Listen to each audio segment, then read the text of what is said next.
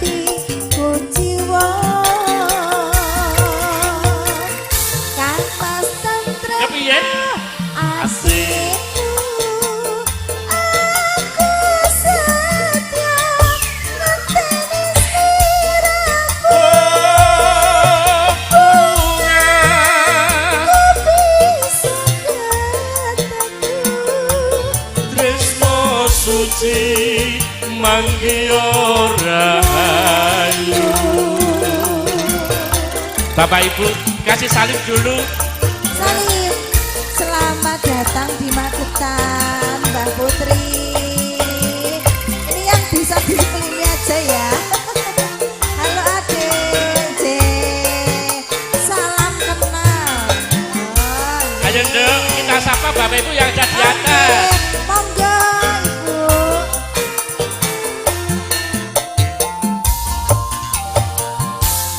Janji tresno disekseni lintang-lintang ing tengahing wengi